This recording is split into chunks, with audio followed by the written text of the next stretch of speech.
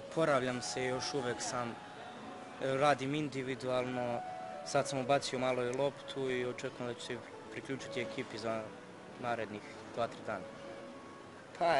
Teško je veoma, meni je teško isto, jedva čekam da se vratim, ali moja povreda je takva, prvo mora se sanira pa onda da se vratim u režim. Naravno da nije završeno, ima tu još dosta da se igra, mi očekujemo tu 6. uzastopnu titulu i idemo ka tome. Zadovoljan sam se sa te strane, može još mnogo bolje i očekujem da će biti tako. Mnogo mi se promenio, nisam ni ja očekivao da ću ovoliko brzo postići, da ću ovoliko brzo dostići to što sam postigao sad. Nije to i dalje ništa, ali ja navikao sam na to dok ne odem negde, svašta će se uvek pisati. Jesam, bio sam, super, stadion je super, grad je isto fantastičan, ali to ništa ne znači da idem u Chelsea. Bio sam samo zato što mi je to omiljeni klub i ništa više. Lepo iskustvo, ali to isto može mnogo bolje.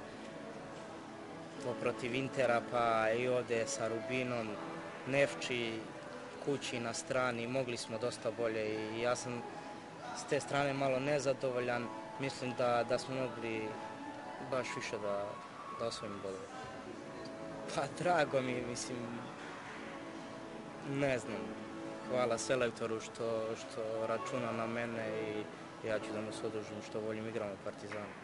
Da, tako deluje, to je činjenica, ali bodovi se pišu i bodovi nas vode u Brazil, tako da nadam se da ćemo sad na Maksimiru upisati 3 boda i vratiti se u trku. Možda smo se opustili, pad koncentracije, mislili smo da ćemo lako u drugom poluvremenu. Vidjeli ste i sami prvo poluvreme, igrali smo dobro, dali smo ta 2 gola, mogli smo i više i stvarno smo očekivali da će drugo poluvreme biti lakše i ne znam, ne mogu da objasnim. Ja nisam čuo, evo sad mi ti kažeš.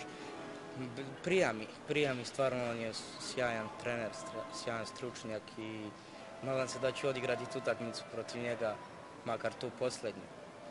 Da, ima još mlađih.